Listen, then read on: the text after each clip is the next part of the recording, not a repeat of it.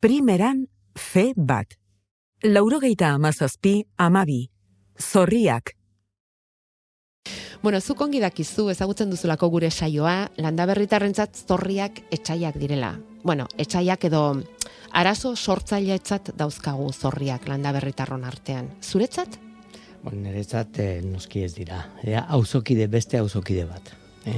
Guk gure etxeko eremuko beste auzokide bat dira.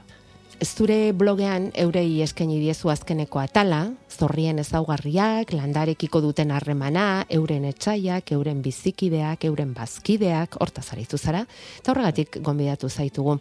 Esan duzu, zorriak sortu zirela zenbat milioi urte? 280 milioi urte. 280 milioi urte zorriak sortu zirela. Bai. Intsektuak atea zirenean, ja sortu zirenean, landare eta alikatzen ziren, ez? Landare jaleak ziren, baina masailekin kalteak egiten zioten landarei, eta landareik horren kontra defentsak egin zituzten. Guk orain edozein landare koska egiten badiogu, kaltea egiten digu, edo zapore txarrak, edo igual tripako minak ematen digu, eta intsektuentzako berdin gertatzen da. Baina... Masaila zorrien... Intsektuena.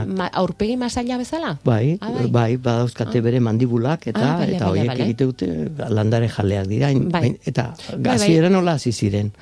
Baina landareak defentsa bat egin zuten. Orduan, gertatu zen, intsektu batzuk, zorriak barne, tutu bat garatu zuten, masaila kendu, tutu bat sortu, landarea zulatzeko? Zulatzeko, min gutxiago egiteko, eta handik zurrupatzeko. Orduan horretarako ez bakarrik tutua, baizik eta bi listu tipo ditu. Hasieran erabiltzen du bat indargabetzeko defentsa horiek, eta listu horrek egiten du lokartu ezela, landarean zati hori, eta gero bigarren listua da, zapa hori airean uzten badezu gogortzen da. Bai. Gogortu ez dadin. Eta txupatzen, zurrupatzen, jarraitu alizateko, ez? Segi, eta teknika guzti horiek, milioika urteka garatutako teknika bat da.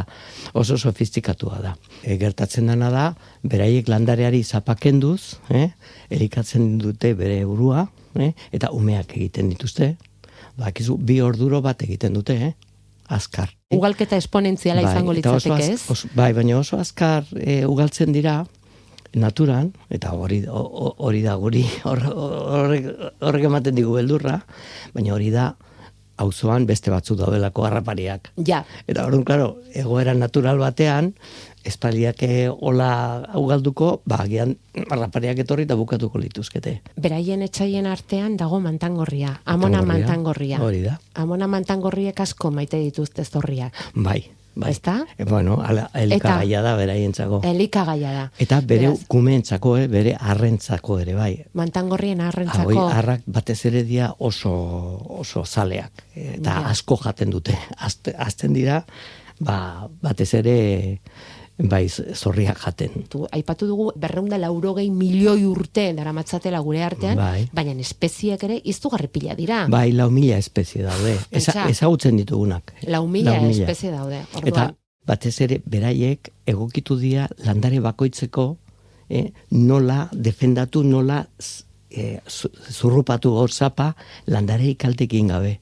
Noski, landareak ere ezin dituzte gehiegi kaltetu, bestela ez lukete non janik izango. Hori, hoxe. Bueno, neurri batan zaindu egin behar dituzte landareak ere. Bai, baina, gertatzen dena da, kalte handia egiten diote landareari, beste harrapariak edo beste izakirik ez badago. Behaiek bakarrik ugaltzen dira, hori da problema. Orduan, esan dugu, amona mantangorriak izango lirateke lagu beharko genituzkenak, ez? Bai. Pixkat oreka hori sortzeko, zorri asko denean gure landaretan, eta?